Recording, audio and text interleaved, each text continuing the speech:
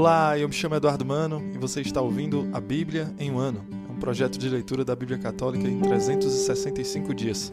Este daqui é o dia de número 97. Para você que está chegando agora, no meu site eduardomanop.com.br/podcast, existe um arquivo em PDF com um plano de leitura diário feito pela Ascensions, que é um site americano que produz conteúdo de formação católica.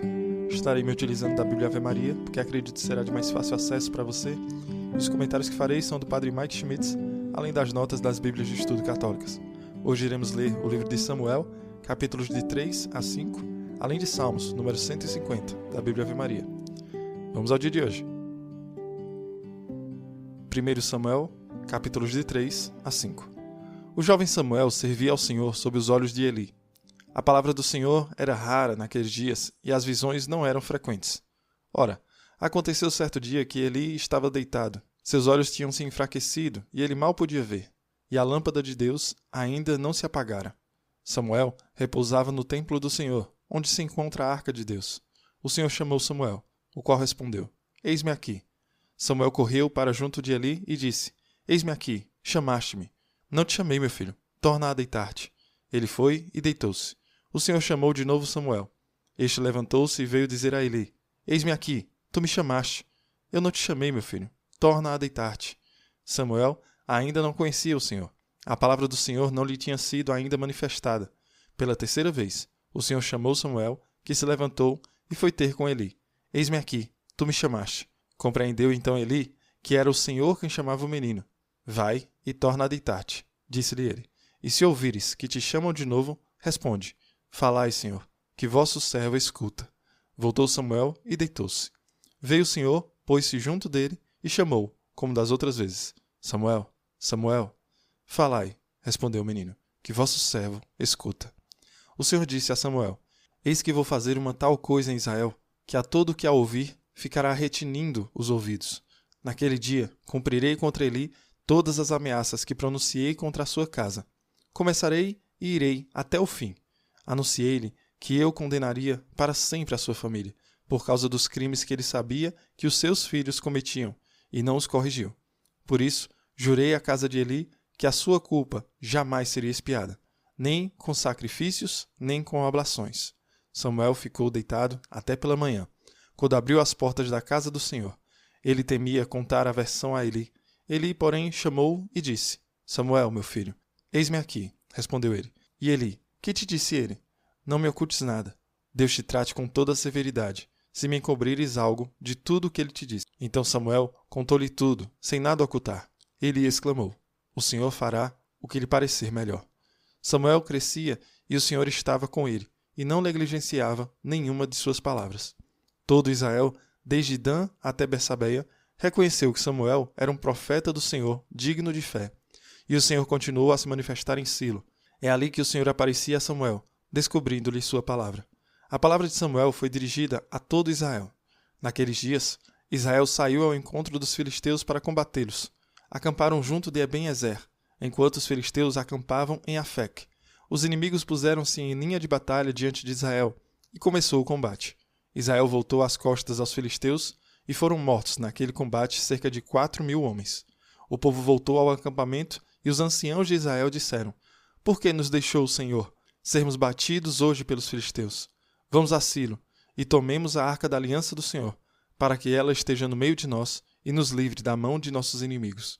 O povo mandou, pois, buscar em Silo a arca da aliança do Senhor dos Exércitos, que se senta sobre querubins. Os 2 filhos de Eli, Ofni e Finéias, acompanhavam a arca da aliança de Deus. Quando a arca do Senhor entrou no acampamento, todo Israel rompeu num grande clamor, que fez tremer a terra. Os filisteus, ouvindo, disseram: Que significa esse grande clamor no acampamento dos hebreus? E souberam que a arca do Senhor tinha chegado ao acampamento. Então tiveram medo e disseram: Deus chegou ao acampamento. Ai de nós! Até agora nunca se viu coisa semelhante. Ai de nós! Quem nos salvará da mão destes deuses poderosos? São eles que feriram os egípcios com toda a sorte de pragas no deserto. Coragem, ó filisteus! Portai-vos como homens, para que não suceda que sejais escravizados aos hebreus como eles o são a vós. Sede homens e combatei. Começaram a luta e Israel foi derrotado, fugindo cada um para a sua tenda. Houve um espantoso massacre, tendo caído de Israel 30.000 homens de pé. a arca de Deus foi tomada, e os 2 filhos de Eli, Hofni e Finéias, pereceram. Um homem da tribo de Benjamim, tendo escapado à batalha, fugiu naquele mesmo dia para Silo. Trazia a roupa toda rasgada e a cabeça coberta de pó. Chegou no momento em que Eli se encontrava sentado numa cadeira, à beira do caminho, inquieto e temeroso pela arca de Deus. Entrando aquele homem na cidade, espalhou-se por toda parte a notícia, e de toda a cidade elevou-se um grande clamor. Eli, ouvindo-o, perguntou: Que clamor é esse? Nesse momento, chegava o homem para dar-lhe a notícia. Eli tinha 98 anos. Seus olhos estavam parados, e já não viam. O homem disse-lhe: Venho do campo de batalha, de onde escapei hoje mesmo. Que aconteceu, meu filho? Israel, respondeu o mensageiro, fugiu diante dos filisteus. O povo sofreu uma grande derrota. Teus 2 filhos, Hofni e Finéias, morreram, e a arca de Deus foi tomada. Ao ouvi-lo mencionar a arca de Deus, ele caiu de sua cadeira para trás, do lado da porta do templo, fraturou o crânio e morreu, pois era um homem velho e pesado. Tinha sido juiz em Israel durante 40 anos. Sua nora, mulher de Finéias, estava grávida e próxima do parto. Tendo ouvido que a arca de Deus fora capturada e que o seu sogro e seu marido tinham morrido, foi subitamente acometida pelas dores do parto e deu à luz. E estando para expirar, disseram-lhe as mulheres que a cercavam: Não temas, pois nasceu-te um filho. Mas ela não respondeu, pois estava inconsciente. Chamou o filho Icabode, porque, disse ela, dissipou-se a glória de Israel, já que foi tomada a arca de Deus, e morreram o meu sogro e o meu marido. Sim, disse ela, desapareceu a glória de Israel.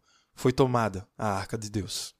Os filisteus apoderaram-se, pois, da arca de Deus e levaram-no de Eber-Ezer para Azoto.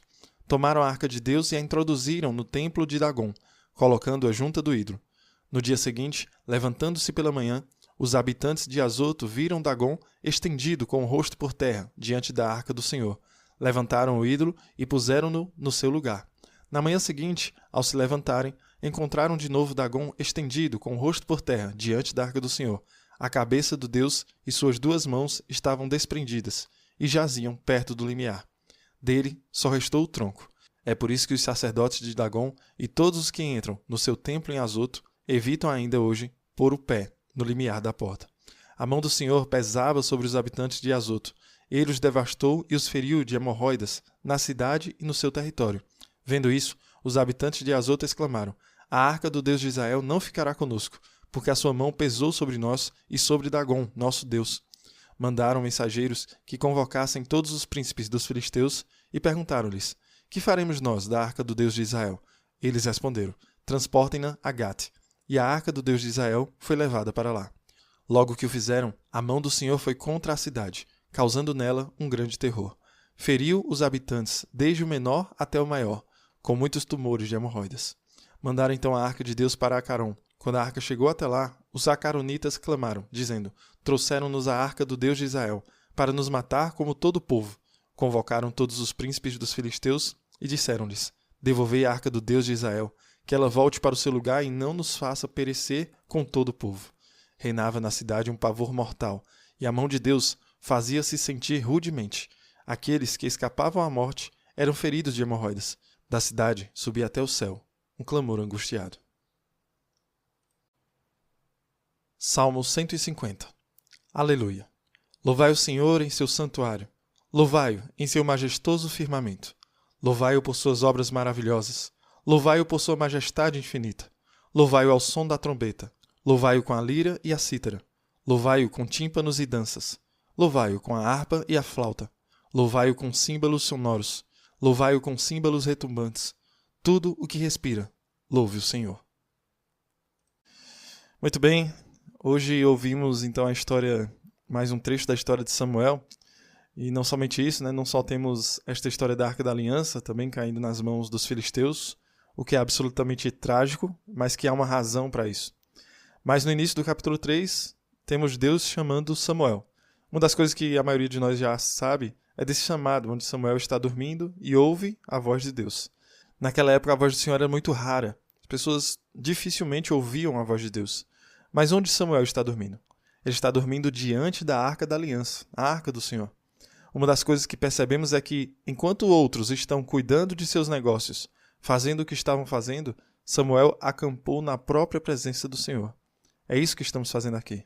Quando nós estamos ouvindo a Bíblia diariamente, Estamos dizendo, fala, Senhor, teu servo está ouvindo. Isso é o que Samuel fez mesmo quando jovem. Aqui está Samuel na presença do Senhor dizendo, se Deus vai falar e eu quero ouvir, vou fazer com que seja o mais fácil possível para eu ouvir. Por isso que buscamos a palavra diariamente. Mas também estamos purificando algumas das áreas de nossas vidas. E ainda, se eliminássemos um pouco desse excesso de ruído e nos colocássemos onde sabíamos que somos chamados a ser, o que mudaria? O que nos transformaria? Seríamos capazes de ouvir melhor ao Senhor. Foi o que Samuel fez. E Eli diz, Samuel, da próxima vez que você ouvir a voz de Deus, diga, fala, Senhor, o teu servo escuta. O que Samuel escuta é uma profecia. A palavra de Deus dizendo que tudo que o profeta anônimo havia dito sobre a família de Eli está se tornando realidade agora. A luz e a glória serão retiradas da família de Eli. Hofni e Finéias vão morrer. Eli vai morrer. Isso é justamente o que acontece. A arca de Deus é capturada. E por que é capturada? Porque neste momento o povo de Israel estava tratando a arca não como a presença do próprio Deus, mas como um brinquedo, uma arma. Uma coisa que somos tentados a fazer é de nos utilizarmos de Deus. Deus nos revelou que Ele está além da nossa manipulação. Nós não podemos usar Deus. E ainda, aqui estão os israelitas que foram derrotados pelos filisteus e o pensamento dos israelitas era de que quando a arca de Deus entrasse em batalha, eles vencessem. Lembram de Jericó? Os israelitas estavam dispostos a usar Deus para ganhar. Mas não é assim que Deus deve ser tratado. Deus não é nosso brinquedo, nossa arma, nosso ídolo. Deus é Deus. O povo de Israel, ao tratar Deus assim, perdeu a Arca da Aliança. É fascinante, então, que os filisteus colocaram a Arca da Aliança no mesmo templo que o seu Deus. Naquela noite, a estátua de Dagon cai diante da Arca da Aliança. No dia seguinte, a estátua cai novamente, só que dessa vez suas mãos e sua cabeça são cortadas. Há também muitas situações desconfortáveis acontecendo em torno daquela região, e pessoas morrem, hemorroidas surgem, tumores e ratos aparecem. Não importa onde a Arca da Aliança vá, coisas ruins acontecem com os filisteus. Acontece que Deus pode lutar suas próprias batalhas. E a batalha que Deus trava hoje é que Ele luta por nós, por cada um de nós, por mim, por você. Ele continua a dizer, venha à minha presença, como Samuel fez. Venha à minha presença e não fuja. Venha à minha presença e fique lá. Deixe-me lutar por você. O Senhor Deus revelou que ouve o clamor dos pobres. Se seu coração está ferido, se você é pobre ou tem pobreza de espírito, saiba que o Senhor luta por você. Se você foi ferido pela vida, pelos outros, o Senhor Deus luta por cada um de nós. Ele revela que nos ama. Deus também nos chama ao arrependimento. Se Eli realmente tivesse corrigido seus filhos, Hofni e Finéias, a história poderia ter sido totalmente diferente. O mesmo é verdade para nós. O mesmo vale para a igreja. Padre Mike cita que temos padres que abusam, como Hofni e Finéias, e nós temos bispos que não prestam atenção, como Eli fez. E há consequências para isso. Portanto, precisamos, como igreja, estar muito conscientes do fato de que aqueles que ministram entre nós são chamados a um padrão alto. Aqueles que os supervisionam, como os bispos, são chamados a um padrão ainda mais alto. Por isso precisamos de orações. Cada um de nós precisa de orações. Precisamos da graça de Deus. Deus quer lutar por nós, mas temos que estar dispostos a ser vencidos por Deus. Temos que estar dispostos a deixar o Senhor ter a vitória sobre nós. Que Deus abençoe você, e reze por mim, pelos nossos sacerdotes e por nossa igreja. E até amanhã.